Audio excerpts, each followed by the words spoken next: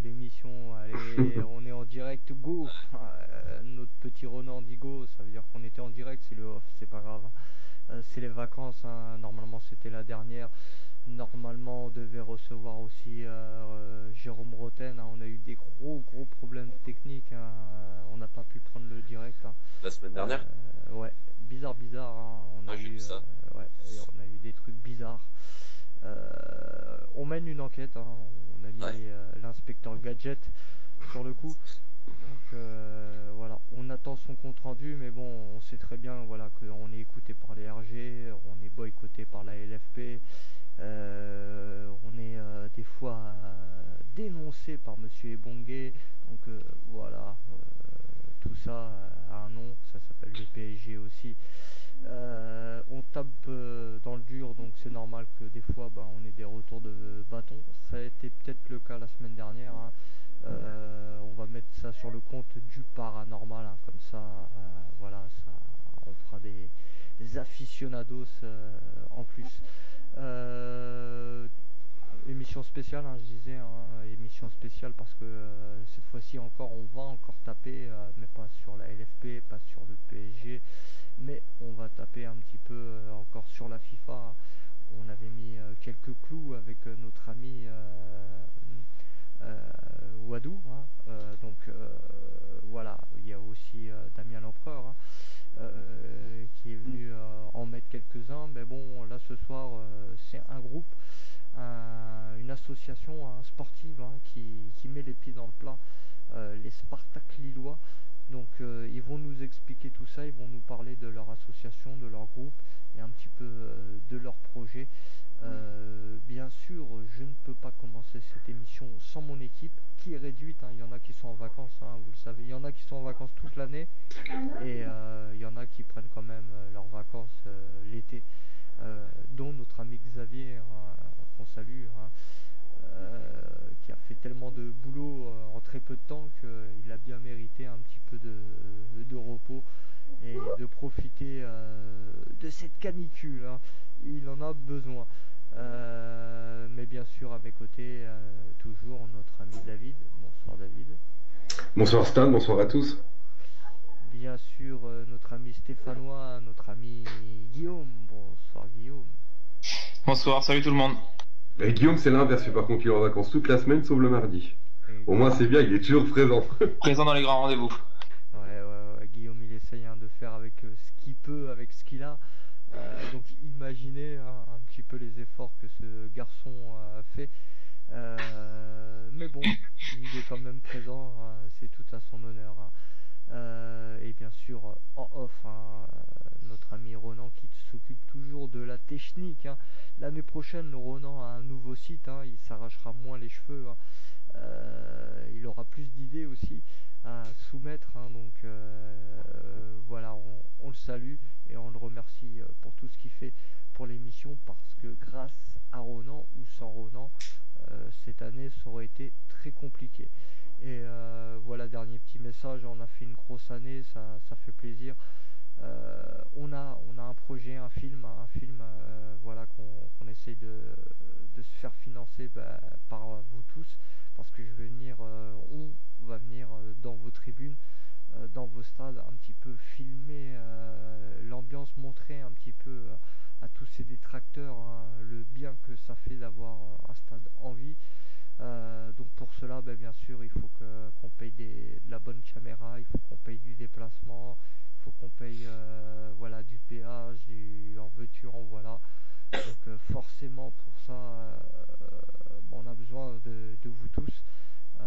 Vous nous soutenez et tout, mais c'est vrai, voilà, on a commencé à 5 euros, donc on n'est pas là à gratter, vraiment, c'est vous mettez 5 euros et vous avez des remerciements, votre nom dans les remerciements pour ce film. C'est assez sympa, une petite participation et bien sûr bien plus si vous mettez plus.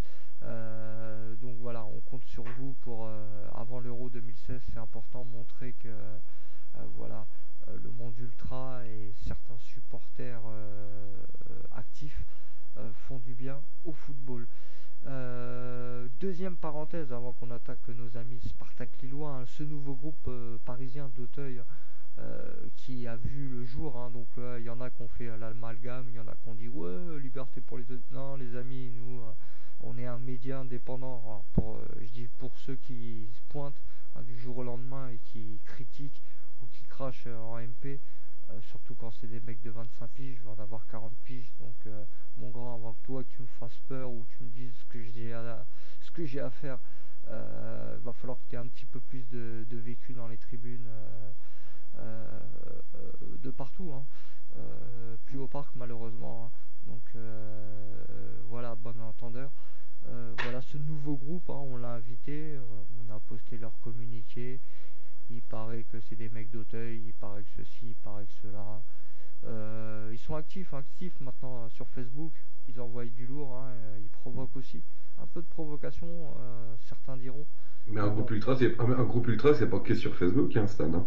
À un moment donné, il va falloir qu'ils se montrent quand même dans la rue, hein, ces garçons. C'est pour ça qu'on les a invités, pour qu'ils nous expliquent et pour qu'on puisse débattre, parce qu'on sait très bien que ce jour-là, beaucoup vont appeler et beaucoup vont expliquer pourquoi on ne crée pas un nouveau groupe comme ça. Après, des nouveaux groupes, depuis le plan Le Prou, il y en a eu à Tire-Larigot. Donc voilà. On sait même plus qui est qui et qui appartient à qui et qui fait quoi. Donc c'est vrai qu'à partir de ce moment-là, à donner des leçons, c'est aussi facile. Donc voilà, nous on est là juste à relayer, hein, ce nouveau groupe, les CCP, hein, nous ont envoyé, nous ont demandé de parler d'eux. On parle d'eux, hein, on est les seuls à avoir parlé d'eux. Donc les amis, en mieux de nous cracher à la gueule comme vous faites, remerciez-nous. On vous informe déjà de ce qui se passe autour et dans les stades. Parenthèse fermée, les amis. Les amis des Spartak Lillois, on doit avoir normalement Ben avec nous et Clem. Ben et Clem, comme ça c'est bien. Ouais, c'est ça. On est là. Salut. Bonsoir les amis, merci tout d'abord d'avoir accepté l'invitation. C'est un plaisir, hein. Merci de nous avoir invités, ça fait plaisir. Tant mieux, hein, c'est partagé. Donc voilà, on parle de cette association, mais cette association a aussi un but. Avant de parler du but ultime, on va parler un petit peu de vous, les gars. Qui êtes-vous? Qu'est-ce que vous avez fait un petit peu dans le passé et pourquoi avoir créé les Spartak Lillois? Clem, Ben, à vous. Bon, moi je vais commencer. Du coup, je suis le président de l'association depuis 5 ans maintenant. Et du coup, cette asso, je l'ai fait quand j'étais à la fac. J'étais un ancien footballeur en fait, enfin un footballeur très amateur, hein. Et voilà, du coup, avec envie de refaire du football, mais dans un cadre un petit peu différent que ce qui pouvait exister dans le district traditionnel, en tout cas du côté de Lille. Voilà, quelque chose pas forcément compétitif, tout ça, puis quelque chose aussi de porteur de valeur, parce que moi c'est vrai que dans ma vie aussi j'ai toujours été militant pour différentes causes, quoi. Donc voilà, j'avais envie aussi qu'à travers le sport on puisse aussi promouvoir certaines valeurs, s'activer sur certains combats et montrer aussi que voilà, il y a de la politique aussi dans le sport, et tant qu'à faire, autant qu'elle aille dans le bon côté, quoi. C'est clair, on en parlera de ça un petit peu, de vos engagements politiquement et bien sûr dans le monde du football. Là c'était Ben, hein, qui avait parlé, c'est ça? C'est ça. Donc Clem, à toi. Ouais, donc moi, écoute, pareil à la base, moi je viens plus de région parisienne. En fait, j'ai découvert le Spartak Lillois il y a 2 ans. Je les ai rejoints, pareil, un ancien footballeur en district, donc amateur et tout ça. Un peu le ras-le-bol du football de compétition. Du coup, là, j'ai découvert cette association-là, quoi, qui proposait le foot en sport loisir. Moi, ça m'allait très bien. C'était un moment où j'avais envie juste de faire du sport pour le plaisir. Et puis, effectivement, les valeurs de l'asso, quoi, pour le sport populaire, un peu militantisme, éducation populaire, et tout ça, moi, ça m'a beaucoup plu. Donc, j'ai rejoint l'asso. Moi, j'ai pas de responsabilité dans le bureau de l'asso ou quoi. Mais c'est vrai que j'ai pas mal écrit depuis le début là pour la candidature FIFA et puis dans d'autres occasions. Donc voilà. Donc c'était l'occasion de venir parler de tout ça auprès de vous. Et je suis également membre d'un des groupes parisiens. Donc c'est peut-être aussi un peu comme ça que vous nous avez vus, je sais pas. Mais On te dira pas, hein, c'est un autre petit qui a relayé un peu, ouais, c'est vos secrets. Ça, David. vous gardez ça pour vous, il n'y a pas de souci. Non, mais voilà, après, moi je connaissais un peu du coup le monde des tribunes et tout ça aussi par ce biais-là. Et puis je pense qu'on a pas mal de points communs entre les gens dans le Spartak. Voilà, notamment d'aller au stade dans un idéal un peu tribune populaire et tout ça. D'ailleurs, pas du tout que Paris, parce que je pense que je suis peut-être le seul un peu dans ce délire-là, dans l'assaut. Sur Paris en tout cas. Et voilà, il y a des Lensois, il y a voir des Lillois en cherchant bien. Voilà, donc c'est tout. Et Donc, vous avez combien de licenciés dans votre association? En fait, nous, on a une partie de notre groupe qui est affiliée donc en 3F, en foot à 7. Donc eux prennent une licence, on en a, il me semble, une trentaine. Et après, on a aussi toute une partie du groupe qui joue tous les jeudis avec nous sur des séances qui sont vraiment ouvertes, sans contrainte d'engagement, sans contrainte financière, sans devoir justifier de tel ou tel papier administratif. Donc là, la règle, c'est juste 1 euro par mois et tout le monde vient. Et c'est aussi là-dessus qu'on a la majorité de notre public, en fait. Au-delà du championnat auquel on participe, on peut pas dire. Ce qui fait l'attractivité de notre association, c'est aussi ces séances de football qui sont ouvertes à tous. Et où, du coup, les gens viennent sans contrainte et vraiment avec juste le principe de se faire plaisir sur un créneau de 2 heures, même parfois plus, hein, qui se prolonge parfois plus.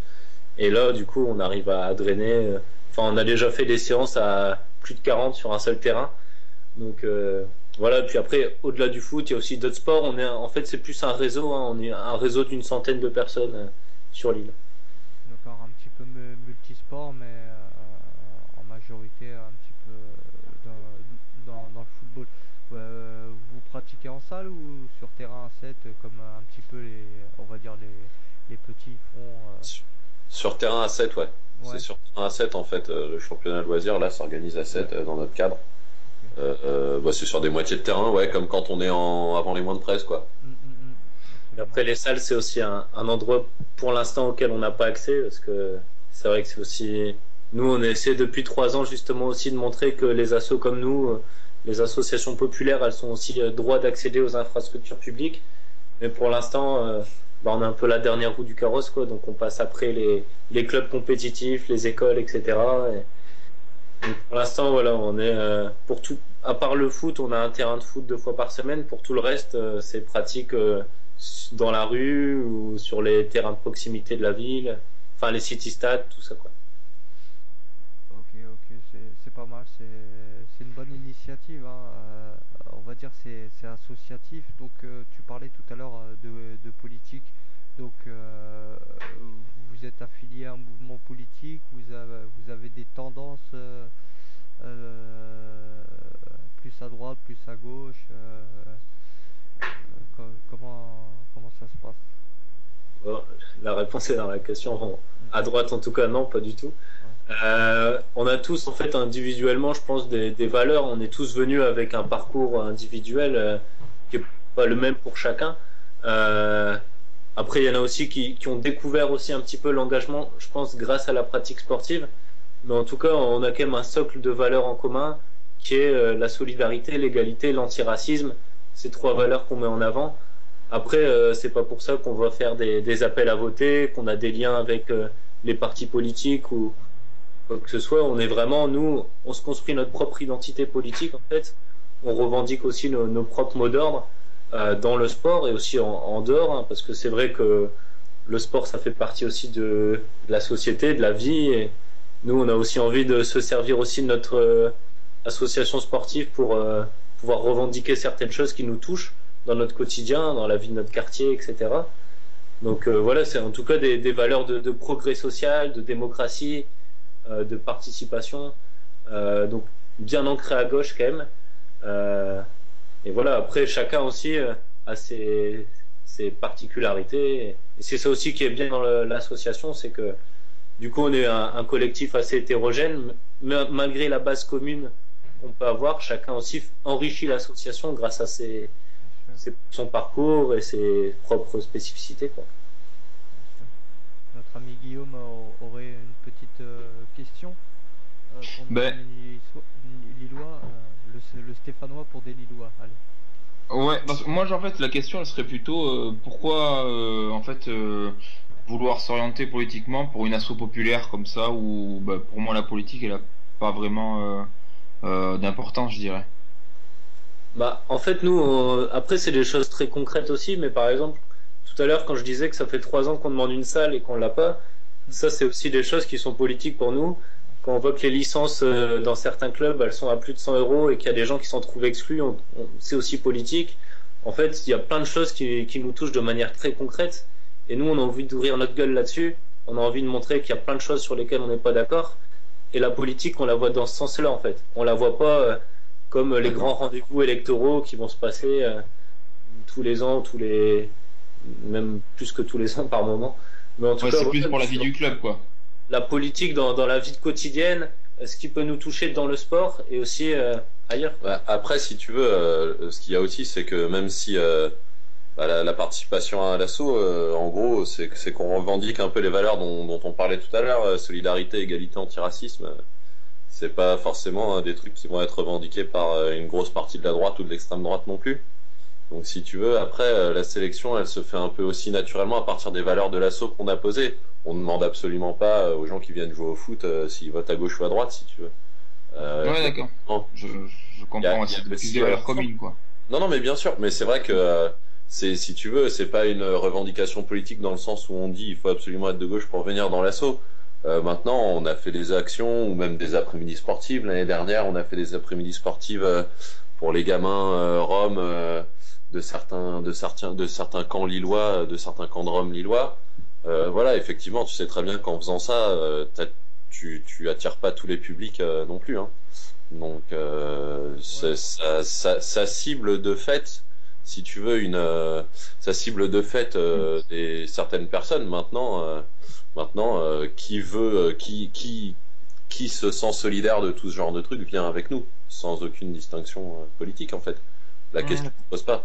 Mais en termes d'engagement, c'est clair que ça m'étonnerait qu'on ait beaucoup de gens d'extrême droite qui viennent nous voir pour des après-midi comme ça, quoi. Nous, on essaie de casser les codes aussi. C'est vrai que souvent, il y a un peu le schéma, le monde politique qui est réservé aux politiciens, aux gens qui ont fait des études, aux gens qui portent les costumes et compagnie.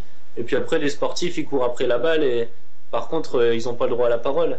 Donc nous, on revendique aussi que la politique, on la fait tous ensemble et que on est les premiers concernés aussi par le sport, l'orientation du sport, des questions comme la marchandisation du sport aujourd'hui.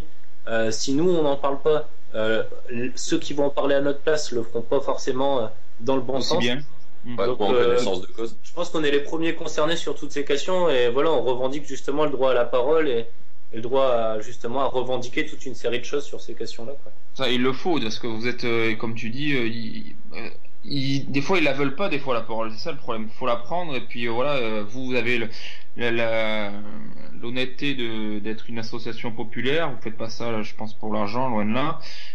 Vous êtes là pour défendre des valeurs nobles, donc oui, il faudrait que ce que vous faites vous soit le plus répandu possible. Mais voilà, au moins il y a une honnêteté, une sincérité dans votre discours, et je sais bien que quand je vous ai dit ça, c'était pas d'une manière recherchée politique Non, bien négative, hein, c'était bien sûr dans la vie du club que je voulais que vous dirigez. Non, mais bien sûr, de toute façon, après, c'est ce qu'on disait, même pour l'asso et son fonctionnement, en fait. C'est vrai que le fait qu'il y ait des licences avec des prix qui soient fixés très bas, même des prix mensuels pour les non licenciés pour le championnat, ça fait que de toute façon, les moyens sont assez limités. Après, c'est des choses classiques. C'est de la recherche de subventions. Là, la vie on peut avoir un petit peu, mais bon, en général, la recherche de subventions, c'est aussi pour des actions ciblées. Donc, ça veut dire qu'il faut monter des projets et tout ça. Non, après, on n'a pas encore reçu de soutien financier pour la campagne. Enfin, voilà, en tout cas, on l'utilisera pas dans le cadre de la campagne. Je crois qu'il y a Benjamin qui va au Baléares en vacances avec la première valise. On a reçu, mais c'est pas du tout pour c'est pas du tout pour la campagne. Non, en plus sérieusement, voilà, les assos comme nous, malheureusement, il y a de moins en moins de fonds publics aussi qui sont alloués à ce genre d'association. Voilà. Ouais, c'est ce que j'allais dire aussi. Pas parce que Mine de rien, là. il y a que ça aussi, des associations antiracisme. C'est un petit peu, voilà, tout à l'heure, bon, Guillaume faisait une petite piqûre, bon, je vais faire aussi ma petite piqûre alors aussi. C'est vrai que moi je trouve que voilà, le antiracisme c'est devenu vraiment une mode. Et il y a beaucoup de racisme, il y a du racisme aussi anti-blanc qu'on parle jamais. Enfin voilà, pour moi j'ai l'impression qu'il n'y a qu'une forme de racisme. Et si tu es contre ça ou t'es pas d'accord avec ça, bah t'es contre en fait. Et le fait qu'il y ait beaucoup d'associations qui ont surfé là-dessus et qu'on fait du beurre par rapport à ça, l'antiracisme, défendre les droits de tel ou tel voilà, enfin voilà quoi. Si tu veux, nous on se veut pas une association politique dans ce sens-là en fait. Je sais pas quel type d'association tu vises en disant ça, mais est-ce que c'est SOS Racisme ou est-ce que c'est ce genre de truc beaucoup comme ça. Ouais, non, mais bon, voilà, non, mais je pense que tu parles d'associations de ce type. En fait, nous, quand on parle d'antiracisme, on parle d'ouverture. C'est-à-dire que c'est de l'ouverture à tout le monde, quoi. Donc, quand on dit antiracisme, effectivement, moi, je suis pas forcément sur ta position sur le racisme anti-blanc et tout ça, parce que je pense que ça participe plus d'un système. Mais tu vois, à la limite, c'est même pas le fond de la discussion. C'est juste que nous, notre antiracisme militant, comme nous on le vit au quotidien dans l'association, en fait, c'est l'ouverture à tout le monde. Et ça veut dire que c'est la lutte contre l'intolérance en général. Et dans notre pratique, d'ailleurs, dans notre pratique, ça se retrouve régulièrement. On refait des petits speeches. Il y a des petits speeches qui sont refaits en début d'entraînement quand on a trouvé qu'il y avait des choses qui se passaient pas très bien. Et si tu veux, c'est pas du tout orienté politiquement à ce moment-là. Mais c'est dans le sens le plus noble, quoi, on va dire. Voilà, nous on le revendique vraiment comme une ouverture d'esprit qui doit permettre à tout le monde de venir jouer au foot avec nous, tu vois. Après, c'est pas du tout de l'antiracisme en se positionnant sur du racisme anti-blanc, en se positionnant sur du racisme, je sais pas moi, anti-arabe, antisémite. C'est pas du tout dans ce sens-là qu'on rentre dans le débat. Mais non, mais en plus c'est un autre débat et c'est vrai que voilà, même si après voilà, dans l'association chacun a ses revendications personnelles et ses positions politiques. En tout cas, nous, dans notre pratique associative au quotidien, ça rentre pas en ligne de compte. En fait. Puis c'est aussi, tout à l'heure, on parlait d'éducation populaire. Là, par exemple, aujourd'hui, Marine Le Pen, qui se porte candidate pour la présidence de la région Nord-Pas-de-Calais, nous dit on a aussi une responsabilité en tant qu'association sportive de faire de l'éducation sur toutes ces questions-là. Parce qu'on sait que, aussi, dans notre région et comme dans plein d'autres, il y a des groupes de personnes qui prennent cher, qui sont stigmatisées, discriminées, précarisées.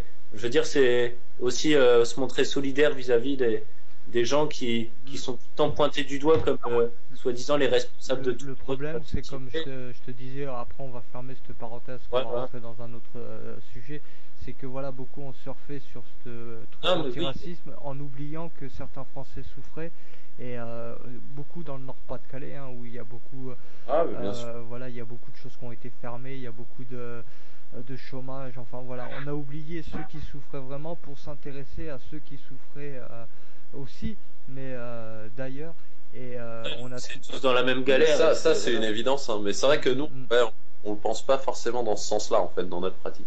Voilà, mais c'est pour ça que je disais c'était trop facile de faire maintenant de l'associatif antiracisme. Maintenant c'est clair que la bannière associative antiraciste, mais même pour nous, elle est pas forcément évidente à défendre, tu vois, parce que automatiquement les questions que tu as posées, elles sont légitimes et elles reviennent souvent en fait, si tu veux. Mais nous, c'est pas un fonds de commerce et on veut pas laisser non plus le monopole de l'antiracisme justement à des associations comme SOS Racisme qui vont essayer de faire des coups de com avec des petits banderoles et de la récupération. Puis là, pour le coup, c'est vraiment des émanations de partis politiques en plus. Donc, ouais, c'est pas vous. C'est de vous devez un petit peu déranger un petit peu dans le coin, mais de toute façon, plus on dérange, mieux c'est. Justement, c'est un peu ma question, Stan, parce qu'on sait tous que les DVE, ils sont, on va dire, d'un autre côté politique par rapport à nos amis. Et est-ce que vous avez eu des échanges plus ou moins houleux avec eux ou pas? Non. pas à ma Bah, connaissance. pour l'instant, non. Après, bah, c'est vrai que nous, on est aussi on n'est pas un groupe ultra. On côtoie pas en tant que groupe les tribunes, que ce soit du grand stade ou du stade Non, mais Pollard. bon, on sait que ça parle beaucoup, on sait que ça parle beaucoup dans une ville. Hein. Une ville, ça reste donc il y a des choses qui se disent et voilà, c'était juste pour savoir s'il y avait déjà eu des échanges plus ou moins quoi. Non, pour l'instant, non. Après, nous, on se construit. Après, on verra ce que l'avenir nous réserve aussi. Mais en tout cas, nous, voilà, on est sur le côté aussi de construire quelque chose de populaire. Et Si tu veux, le truc, c'est que nous, on n'agit pas du tout. Si tu veux, on n'agit pas du tout sur le même créneau d'ailleurs. C'est- Vous êtes pas, vous êtes Tu vois, on n'est pas une asso on n'est pas une asso de stade, on se construit pas autour d'un club particulièrement. Après, oui, bah. puis après, du coup, on parle de politique aussi. Il y a des choses qu'on revendique aussi, qui sont totalement aussi des choses de bon sens sur l'accessibilité, l'ouverture au niveau, enfin, contre la marchandisation du sport, etc. Je veux dire, notre côté politique, il est aussi global en fait. C'est pas forcément que sur les questions d'égalité, etc. C'est vraiment l'égalité dans un sens très large. Donc, nous, certes, on a la bannière antiraciste parce qu'on juge que c'est quelque chose d'important, mais il y a aussi d'autres combats qu'on mène. Voilà quoi. Et d'ailleurs, au final, quand on voit les sujets aujourd'hui dont on est amené à parler, nous, même au nom de l'association, c'est beaucoup plus pour penser la place du sport dans la société et dans le fait qu'il doit permettre aux individus de s'émanciper, de devenir, de se sentir mieux, de se sentir plus intégré grâce à la pratique du sport que sur les questions de racisme ou d'antiracisme. Non, Et vas-y David. Ouais. Non, justement, donc vous êtes pour un, bon, on l'a plutôt compris, pour un foot populaire. Et vous le voyez comment, notre cher ami Frédéric Thiriez et ses agissements, la LFP et tout ce qui se passe autour de ce personnage? Bah, je crois que c'est devenu un peu enfin pour moi la LFP dans la façon dont elle promeut le sport, c'est devenu un petit peu, on va dire la caricature du grand méchant foot business. Pas qu'un petit peu. Ouais. Ouais, non, mais voilà, effectivement, On va jusqu'au bout du grand méchant. C'est devenu, non, mais c'est devenu une caricature et c'est intéressant que vous posiez la question parce que c'est exactement les logiques que nous on veut dénoncer. Les politiques qui sont menées, par exemple, vis-à-vis des supporters depuis plusieurs années, alors notamment à Paris, mais ça commence à essaimer un peu partout. L'approche de l'euro qui est organisée par la fédération, mais qui est poussée beaucoup par le football professionnel en France. Donc c'est sur ce genre de truc. L'euro, ça va être des sponsors, ça va être des fan zones, même à Lille. Quand ça va arriver, ça va être des énormes zones de consommation qui font passer entre guillemets pour des zones de contact entre supporters et d'amitié et de chaleur entre les gens. Nous, la LFP, si tu veux, au niveau du Spartak, on n'a pas une position officielle, mais c'est clair qu'on ne se reconnaît pas du tout dans ce qui se passe maintenant, dans ce que deviennent les stades en France, et puis globalement dans ce que devient le football professionnel. Alors, c'est vrai que tout de suite, Thiriez, c'est vraiment, c'est la caricature de la caricature du foot business tel qu'il est pensé dans un pays qui n'est pas en plus particulièrement un pays qui est ouvert sur le sport. Qui a une culture sportive et une culture du sport professionnel très élaborée, quoi. Et donc en France, ça donne un sport où on essaye absolument de récupérer des consommateurs qui n'ont pas forcément de culture club à la base. Et voilà. Maintenant, nous, on se positionne comme si tu veux, on se positionne pas forcément par rapport à un seul club ou quoi. Nous, on voit une évolution globale qui nous plaît pas du tout, qu'on dénonce d'ailleurs largement déjà dans les petits textes qu'on a écrits pour la candidature FIFA. La marchandisation. Enfin, je veux dire, Thiriez, s'il pouvait vendre tout ce qu'il peut, il le ferait sans aucun état d'âme si ça permet déjà vendu sa mère. Commercial de son sport, quoi. Déjà qu'il vende sa moustache, ce sera déjà un bon début. On pourra dire bon, ça va. 20h30 les amis, 20h30 on enchaîne, on est sur le timing, on passe directement à la deuxième partie de cette interview. Cette association, les Spartak Lillois, ce n'est pas qu'un club aussi à 7 de foot qui essaie de se construire. J'espère un petit peu comme le FC United, s'est détaché, les supporters se sont détachés d'un club pour en créer un autre. J'espère que ce sera un petit peu le futur FC United. Par contre là les amis, vous allez dans un terrain super glissant, vous vous attaquez directement à la présidence de la FIFA. Vous dites qu'il y en a marre, hein. Déjà bon, à la LFP, bon, on a compris un petit peu vos positions. Là bon, la FIFA, on a touché le summum, les amis. Ça vous tenait à cœur. Pourquoi attaquer directement la FIFA alors que la France a besoin de vous? Bon, parce que ça a aussi beaucoup parlé, hein, pendant quelques semaines dans la presse, et l'image que ça donne du foot, nous ça nous dégoûte clairement, quoi. Nous, le sport qu'on pratique au quotidien, c'est pas celui de la FIFA. Et avant tout, le premier message qu'on voulait montrer, c'était voilà, quoi, qu'il n'y a pas uniquement le foot business, le foot scandale, le foot avec des valises qui sont passées pour acheter des marchés, pour payer des fédérations pour se taire, etc. En tout cas, voilà, c'était de montrer aussi que ce sport-là, c'est quasiment aujourd'hui le seul qui est valorisé dans les médias. Le sport qui rime, voilà, avec l'argent, avec la violence, avec plein de valeurs finalement dans lesquelles on se reconnaît pas.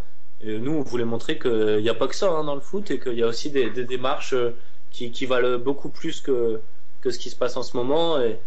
Et donc voilà, ça c'était le premier coup de gueule, en tout cas, c'était de montrer un autre football est possible, un autre football existe, en tout cas.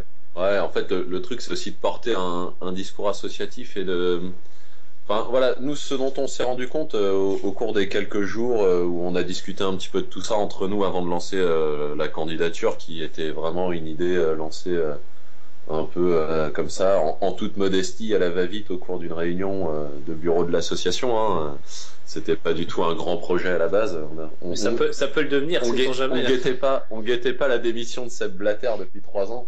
Mais non, mais en fait, voilà, c'est de dire, au final, on se rend compte que la FIFA, qui est l'instance de régulation suprême du foot au niveau mondial, qui a toutes les fédérations adhérentes, qui a toutes les fédérations du monde adhérentes, qui a plus de fédérations adhérentes que l'ONU a de pays adhérents. Finalement, en fait, cette institution-là, elle représente plus du tout son sport, elle représente uniquement des marchés financiers, avec des compétitions organisées par les professionnels pour les professionnels, et uniquement destinées à être victime du naming, quoi. Voilà, la FIFA aujourd'hui, c'est la Coupe du Monde Coca-Cola, c'est la Coupe du Monde M&M's, tout ce qu'on veut, mais c'est plus la compétition. C'est plus la compétition phare que ça devrait être, qui devrait permettre aux pratiquants du football de donner une bonne image de leur sport dans le monde entier.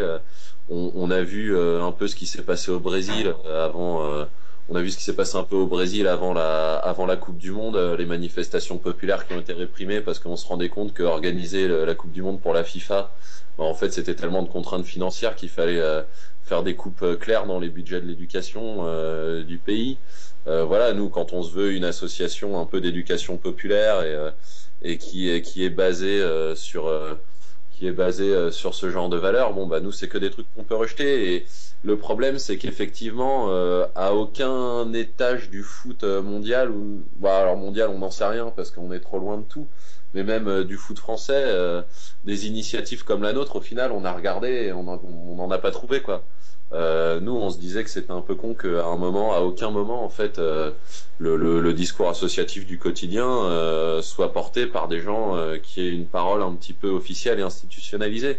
Nous, on n'est qu'une toute petite association, mais si ça peut permettre, comme aujourd'hui, de donner une parole un petit peu différente dans un média comme le vôtre, c'est toujours ça de gagner. Effectivement, on pourra pas emmener Benjamin à la présidence de la FIFA, c'est notre plus grand regret, hein, au final, mais ça pourra pas se faire.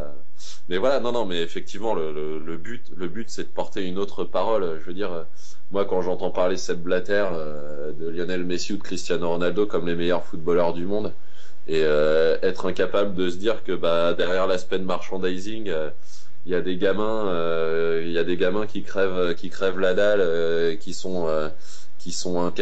pour lesquels c'est impossible d'avoir un petit terrain de foot sans qu'on rentre dans du clientélisme pour avoir un terrain dans un pays pauvre. Et ben finalement, nous quand on voit ça, on a envie de porter une autre parole, et puis on avait l'opportunité là de le faire, un peu de temps, et voilà, et il faut le faire pour nous, quoi. Et à l'intérieur même aussi du coup de cette candidature, il y a aussi des vraies revendications, hein, sur. C'est vrai que nous, comme dit Clément, à la base, on a fait ça sans prétention, mais en regardant un petit peu, en ouvrant un petit peu les documents qu'on a pu trouver sur Internet sur la FIFA, on se rend compte aussi qu'il y a quand même matière à revendiquer aussi. Et juste un tout petit truc, parce que moi, c'est vraiment quelque chose qui me fait, enfin, rire, mais pleurer en même temps. Quand on regarde les statuts de la FIFA, parmi deux des principaux points des statuts, donc ceux que normalement est censé réaliser la FIFA, alors premier point, c'est promouvoir l'intégrité, l'éthique et l'esprit sportif en vue d'empêcher la corruption, le dopage ou la manipulation. Donc ils sont quand même mandatés pour ça. Check. Avec un budget de 1,5 milliard d'euros. Enfin, a priori, ils n'y arrivent pas trop quand même. Le deuxième point, c'est améliorer le football et le diffuser dans le monde en tenant compte de son impact universel, éducatif, culturel, humanitaire.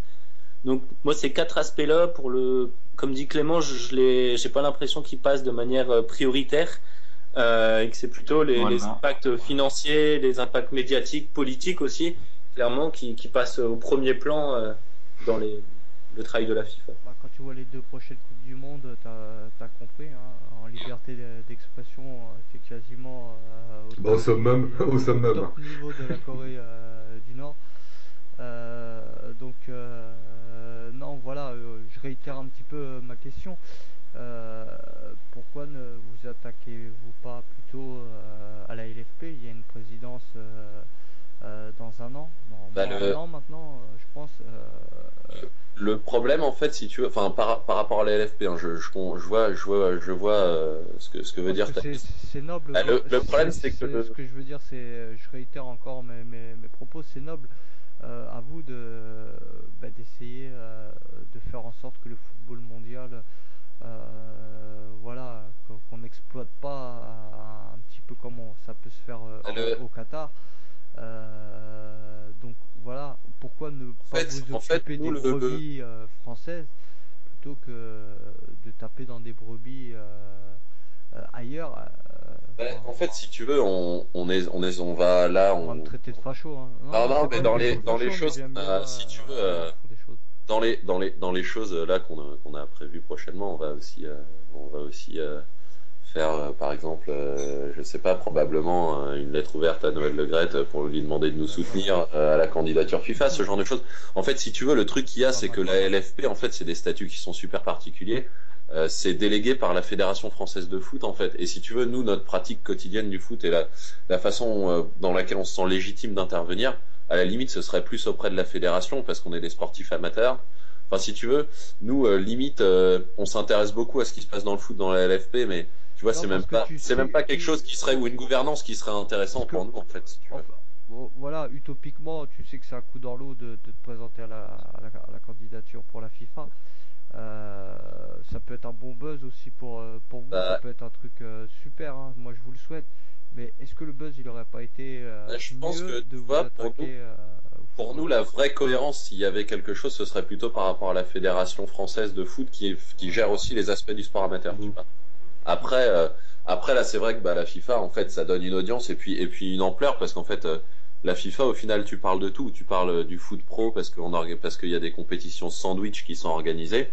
Tu parles du foot amateur parce que c'est eux qui sont censés réguler la pratique des fédérations adhérentes, donc c'est-à-dire la Fédération française de football et toutes les autres fédérations nationales.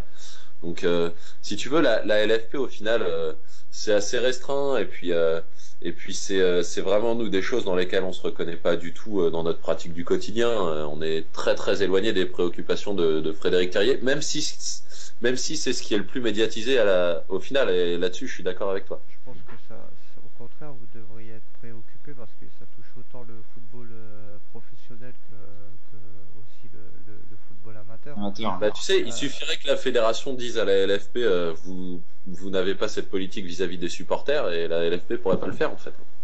C'est le problème c'est qu'en fait normalement la LFP a pas tant de pouvoir que ça et que c'est la fédération française aujourd'hui qui est pas du tout encouragé, même politiquement, à faire face à la LFP sur ce genre de choses. Le problème de la LFP, c'est qu'ils prennent quand même leurs ordres de la DLNH aussi au jour d'aujourd'hui. Hein. La DLNH est au-dessus de la fédération et de la LFP au jour d'aujourd'hui. Sur l'aspect supporter, ouais, mais même sur l'aspect organisation du football français, en fait, on se rend compte aujourd'hui que, par exemple, la LFP a réussi à faire une OPA complète sur la façon dont on parle du foot aujourd'hui en France. On n'en parle que par l'aspect professionnel, par exemple. La fédération pourrait très bien essayer de faire un contrepoids sur l'organisation de tout ce qui se passe dans le football amateur et tout ça. Or, aujourd'hui, c'est pas fait. Ouais, ils se donnent bonne conscience. Mais voilà, ils se donnent bonne conscience avec les Coupes de France, quoi. Ils se donnent bonne conscience avec les petits poussés en Coupe de France. Ouais. Ils disent le football amateur français, il est beau là, au moment-là, en Coupe de France. Mais ailleurs, ils n'en parlent pas.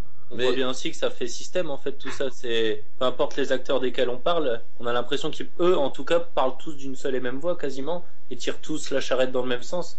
Voilà, le sens de l'élitisme, du business, de l'exclusion sociale aussi, hein, parce que nous, quand on dit qu'on est une asso populaire, c'est aussi pour dire on refuse d'exclure des catégories de la population, que ce soit de la pratique, que ce soit des stades, que ce soit aussi de regarder les compétitions à la télé. Là aussi, hein, c'est de plus en plus privatif. Donc voilà, en tout cas, tous ces acteurs-là, qu'on s'attaque à la FIFA, à la LFP, à la FFF, en tout cas, on a l'impression que c'est un seul et même système qui voit dans le foot finalement une affaire d'argent, quoi, et que c'est à l'image aussi de la société où au final il n'y a plus que l'argent qui compte et les profits qu'on en retire. Donc nous, peu importe la manière en tout cas de s'attaquer à ce système, là on a vu qu'il y avait une porte d'entrée pour aussi promouvoir quelque chose d'autre, montrer qu'il y avait aussi, comme je disais tout à l'heure, un autre football possible. Donc on est rentré par cette porte-là. Mais après, nous, si on peut s'engouffrer dans d'autres brèches, on le fait avec nos modestes moyens. Hein. Et on passe les messages tant qu'on peut les passer. Et quelle serait la marche à suivre pour prétendre revendiquer une présidence à la FIFA? Alors, c'est compliqué. Il faut avoir fait partie au cours des 5 dernières années, pendant 2 ans, des instances nationales ou internationales. Donc ça, par exemple, ça nous exclut directement. Et après, il faut avoir des lettres de soutien de 5 fédérations nationales différentes. Donc ça, on lancera peut-être quelques trucs, voilà. Mais en fait, si tu veux, il y a ne pas réunir une des deux conditions est excluant. Donc pour nous, ça paraît un peu compliqué.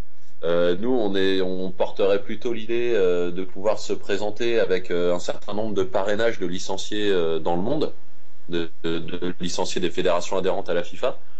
Ça permettrait d'ouvrir un peu le jeu parce qu'au final, on se rend compte qu'à travers cette élection, alors nous, on a un peu là, du coup, on a un peu forcé les portes d'entrée médiatique, ce genre de choses, tu vois. On arrive à passer sur une web radio comme la vôtre, on est passé sur une télé locale à Lille, on a eu des articles dans les journaux, on a pu faire une tribune dans des quotidiens nationaux.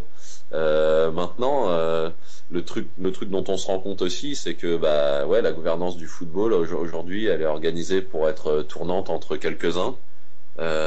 Et au final, la majorité des licenciés du football mondial, de toutes les fédérations adhérentes, ont un rôle tellement faible en fait.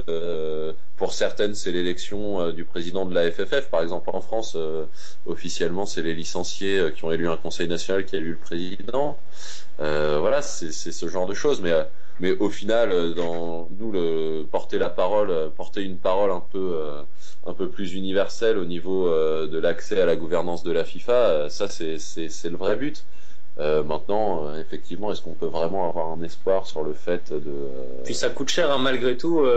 Ça aussi, c'est comme ça aussi que les barrières sont mises, hein, parce que les candidats qui vont se présenter à l'élection finale, c'est des gens qui ont les portefeuilles pour faire le tour du monde régulièrement, pour aller solliciter toutes les fédérations nationales. Je veux dire, c'est des gens qui vivent dans un autre monde que le nôtre. Nous, on vit dans le monde où on subit l'austérité, où on galère pour s'acheter des ballons, où un ticket pour aller voir un match de foot, c'est aussi une somme dans les budgets, c'est une grosse partie parfois du salaire. Bon, voilà, donc si on voulait pousser jusqu'au bout et essayer d'avoir des soutiens de fédérations, etc., on sait qu'il faudrait un compte en banque beaucoup plus fourni que ceux qu'on peut avoir. Donc on sait qu'au final, ceux qui vont se présenter, ils sont tous dans le même panier de crabes. Et en tout cas, nous, on n'est pas très optimistes. Hein. Sepp Blatter ou un autre, je pense que le système, en tout cas, comme on disait tout à l'heure, perdurera. Ils vont changer la tête, mais derrière, la politique risque pas de changer, à moins qu'il y ait aussi justement de l'intervention à la base et aussi voilà, le mécontentement qui grossisse, que ce soit sur n'importe quel aspect du sport, que ce soit dans la pratique, les supporters. D'ailleurs, c'est pas un hasard si Blatter a pas démissionné immédiatement, alors que tous ses proches ont été mis en cause. Là, il a 6 mois pour préparer sa succession. Au final, aujourd'hui, il y a un grand favori qui se détache, c'est Michel Platini. Ça a été longtemps son plus grand soutien. Aujourd'hui, il s'en est dégagé parce que avec les scandales de corruption, ça devenait peut-être un peu trop gênant, mais on a quand même les gens qui élisent. On a quand même les gens qui élisent aujourd'hui le président de la FIFA, par exemple, pour revenir au cas français, c'est Noël Le Graët qui vote pour la France, qui dit effectivement, je regrette pas d'avoir voté Blatter, moi j'aime bien rendre quand on m'a donné, et on a eu la Coupe du Monde féminine en 2019, quoi. Donc au final, on se rend compte qu'on est censé être dans des fédés qui sont plutôt démocratiques, dans des pays dits développés, et au final, on a les mêmes pratiques que n'importe quel petit pays qui aurait absolument besoin du truc de la FIFA pour permettre une pratique du football et qui est prêt à voter pour n'importe qui. Au final, on se rend compte qu'en France, ça a été exactement la même chose. Pouvoir de l'argent. Voilà. Donc et puis encore une fois, organiser une compétition.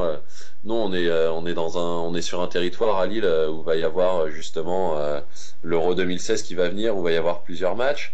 Mais comme à Lens d'ailleurs, et au final, on se rend compte que on a dépensé de l'argent public pour une compétition qui va pas forcément en rapporter à un moment où il y aurait peut-être besoin d'argent public pour mener d'autres politiques, que ce soit au niveau social. Même au niveau sportif, ça pourrait être un formidable moyen de redistribuer des sous aux clubs amateurs, aux ligues amateurs dans le Nord-Pas-de-Calais. Le fait d'accueillir l'Euro 2016, on a décidé de faire des rénovations de stades qui vont en fait rien rapporter au public. Et puis on a décidé de leur faire cadeau des impôts aussi à l'UEFA justement par rapport à l'Euro. Exactement. Voilà, l'UEFA vient en France, organise un euro, ne paye pas ou quasiment pas d'impôts ou est exonéré d'une grosse part de ses impôts, va repartir, aura fait des réserves financières. Le commerce effectivement aura mieux marché, donc le secteur privé à Lille, il y aura peut-être eu plus de consommation sur un mois. Et puis au final, les sponsors se seront gavés dans la fan zone de gens qui seront venus consommer, acheter leurs petites casquettes. Leur petit mug Euro 2016 et puis en fait les retombées pour le football amateur seront nulles dans la région. Et au contraire, on demande même à des gens de venir en tant que bénévoles dans une compète qui va faire de la thune. C'est vrai beaucoup n'en parlent pas et c'est bien qu'on puisse le dénoncer, même on va dire à notre petite échelle, mais c'est important parce que voilà, mine de rien, on est beaucoup écouté aussi, donc c'est l'effet boule de neige, on peut dire, ça part d'une petite boule et ça finit en boulet de canon. Les amis, un dernier petit mot pour nos amis des Spartak lillois.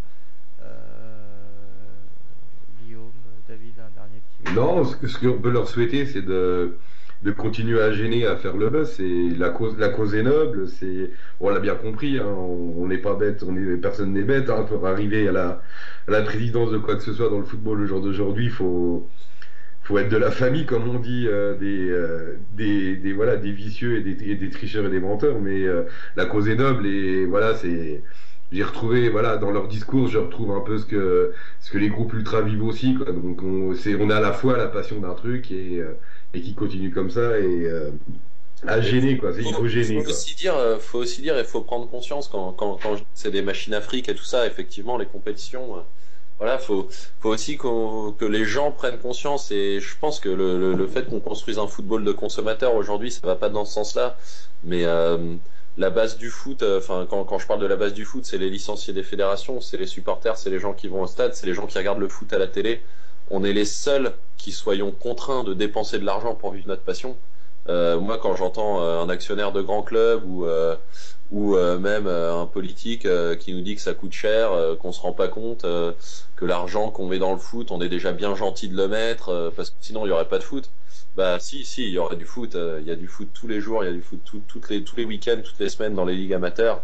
dans les districts, ce foot-là, il existe, le foot au stade, le foot populaire au stade, qui peut être représenté par les ultras et même par les autres catégories de supporters qui se revendiquent pas ultras, à mon sens.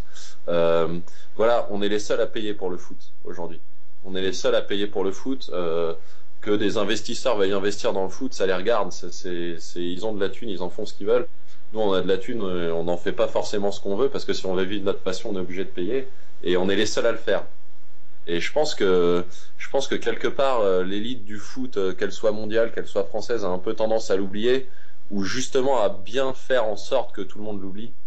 Et voilà, c'est regarder une Coupe du Monde aujourd'hui à la télé, être obligé de payer 11 € par mois sur Bein, et ben on t'explique que Bein c'est super parce que du coup c'est pas cher et qu'ils sont bien gentils de pas nous le faire cher, mais ça devrait être quelque chose qui devrait être accessible universellement. Nous sommes d'accord. Ouais. C'est bien. C'est des bonnes valeurs. Hein. On vous souhaite beaucoup. Guillaume, tu avais peut-être une dernière question, non? Non, c'est bien, c'est des belles valeurs. Voilà, j'espère qu'ils vont continuer à promouvoir ce foot amateur, ce foot populaire, car comme on dit souvent, c'est le poumon un peu du foot français, même s'il n'est pas toujours très représenté. Voilà, il faut des groupes comme ça, des assos comme ça et des mecs comme ça pour continuer à le soutenir. Et puis bon, voilà, j'espère que en cas d'élection à la FIFA, j'espère qu'ils tomberont pas de la corruption, mais bon, j'en doute pas. Ouais, au pire, hein, une petite valise pour nous, on s'en fout. Hein, voilà, après, c'est ça. Non, mais on fera de la redistribution. On passera sous silence. Voilà, c'est ça. On fera comme toutes les autres radios, on dira rien, on dira plus rien. Voilà. Après, ça dépend du montant. Il faut vraiment que ce soit un montant parce qu'il y a beaucoup de gourmands chez nous. Hein, dans l'émission. Et pas qu'en nourriture. Ah ouais, c'est affolant. Mais bon, c'est le jeu, hein, c'est comme dirait ma pauvre Lucette. Mes amis, c'est noble, c'est très bien ce que vous faites. Tout à l'heure, je parlais du FC United, mais c'est une façon aussi de vous mettre en valeur aussi. Des petits clubs qui montent, hein, des petits clubs lillois. Stop au monopole des grands clubs hein, comme le LOSC, le PSG ou qui que vous voulez. Il faut que des petits clubs émergent et petit à petit montent des marches. Et je pense que vous êtes bien parti pour y arriver. On vous soutient. Voilà, vous allez faire des choses quand même. Donc on les partagera aussi. On est au courant sur les voilà, pour qu'on puisse faire du bruit hein, pour vous aussi. C'est un contrepartie pour tout le monde, c'est bien pour tout le monde. Ça fait plaisir aussi un petit peu de mettre des bâtons dans les trous hein, à ces gens-là. Merci Ben, merci Clément, vous êtes ici chez vous. Vous revenez merci quand beaucoup vous voulez. de nous avoir reçus en tout cas, c'est sympa. Voilà, quand vous avez des infos, des machins, des coups de gueule, des coups de cœur, vous venez à l'émission. Voilà, c'est porte ouverte ici, il n'y a pas de clé. Donc, par contre, on mange pas tout et on range quand on part. Mais, voilà, en tout cas, merci beaucoup pour l'audience aussi que ça nous donne. Et puis voilà, moi je vous écoutais déjà régulièrement, donc je connaissais, mais non, mais c'est vraiment sympa de nous ouvrir un peu ces portes-là aussi, parce que bon, je pense qu'on parle aussi quelque part d'une même voix, donc voilà, tout à fait. Voilà. On peut ne pas être d'accord politiquement ou sur des choses. C'est ça aussi un petit peu ce qui fait que une démocratie. Hein. Mais sur certaines valeurs, il faut qu'on soit ensemble, il faut qu'on lutte ensemble. Unir pour le foot populaire, c'est tout. Voilà, c'est des valeurs que tout le monde doit partager, surtout dans cette période de vache maigre. En ce qui concerne le football populaire et le monde associatif des tribunes ou de certains clubs, de certains petits clubs. Merci Clem, merci Ben. Merci les gars. Et à bientôt. À bientôt. Salut, bonne soirée. Merci, au revoir. Merci. Voilà les amis, hein, 20h55, on avait dit 1h, on va dire pile poil dans le timing, hein, une petite heure. Sympathique, sympatoche, comme dirait l'autre. Et sans problème technique, c'est le principal. En plus. On va dire que c'est le principal aussi. C'est vrai, j'avais oublié. Bon, je te dis pas que j'ai tremblé par moment, Je marchais sur un fil, hein, un funambule, tel un funambule dans un cirque. Mais voilà, ça a été, voilà, on finit bien l'année. Si on peut, on remettra le podcast directement ce soir, hein, dans une sorte de direct, hein, vers 22h. Sinon, il passera via YouTube, hein, via YouTube, car bientôt nous allons avoir un nouveau site. Donc voilà, à un moment donné, notre ancien site va se couper pour faire place à un futur site. Donc pour l'instant, bah voilà, ce podcast, il sera sous YouTube. Voilà un petit peu les infos. Bien sûr, on a toujours nos t-shirts, hein, voilà, si vous voulez nous soutenir, hein, 20 €, c'est 2 paquets de clopes, hein. Donc voilà, au moins vous avez un t-shirt, vous nous soutenez. Et une bonne santé. Voilà, et une bonne santé en plus, on vous fait gagner 2 jours de bonne santé. Notre film aussi, ouais, ça nous tient à cœur. La saison prochaine, on le fera, hein, avec votre aide, je l'espère. Voilà, c'est aussi une façon de montrer, hein, vos tribunes, une façon de montrer un petit peu le bien que vous pouvez faire au football, le bien que certains anciens aussi, dont je fais partie, ont pu faire du bien au football. Donc il y aura du contre-parquage, hein, il y aura du parquage, il y aura de la domicile, il y aura tout. C'est un film, vous en ferez partie, hein. Il y aura beaucoup d'interviews, hein, de supporters lambda, hein, comme ça, comme on dit, à celui qui veut. Donc voilà, on a mis en place ce projet. Si vous voulez en faire partie, si vous voulez voir, hein, ce futur film, ça devrait être pas mal, hein. Normalement c'est moi le réalisateur, hein. Il y aura pas de scène de cul, Ça peut être sympa. je sais pas, genre, on m'en Les a Oscars. coupé, voilà, on m'en a coupé quelques-unes, je dis pas, ça se trouve il y en aura, hein. Ça se trouve, et il y aura des supportrices en action aussi, hein. Donc voilà, les amis, on se lâche, c'est liberté pour les auditeurs. Le film, il était une fois les ultras, donc vous pouvez vous attendre à tout, donc on compte sur vous. Merci David. Bah, merci Stan, et puis merci à nos invités. À l'année prochaine. À l'année prochaine, avec plaisir. Merci Guillaume. Merci Stan, merci David, et merci à tous de nous avoir écoutés. À la semaine prochaine. La semaine prochaine ou à l'année prochaine? À l'année prochaine plutôt, l'année Ouais, bah, prochaine. la semaine prochaine, on est en vacances. C'est l'habitude. Guillaume, là, officiellement, tu es en vacances, hein. Officiellement, toute la semaine et mardi prochain aussi. Hein, Ça y est, même mardi prochain. même Tant mardi mieux. prochain, voilà. Tu dois avoir eu 8 mardis normalement, Ah. si tout va bien. Donc voilà, merci à toutes et à tous. Vous êtes de plus en plus nombreux, on espère, qu'on va encore augmenter un petit peu ce nombre. Et bien sûr, on compte sur vous, hein, pour un petit peu des fois nous remonter les bretelles, ou pour nous aider à parler de vous, hein, parce que c'est grâce à vous, et c'est surtout par rapport à ce que vous pouvez aussi nous envoyer qu'on est au top niveau. Donc merci à tous, bien sûr. Je n'oublie pas Ronan, en off, hein, les idées de Ronan, hein, pour les plus intimes. Et puis voilà, merci à tous, merci David, et à bientôt.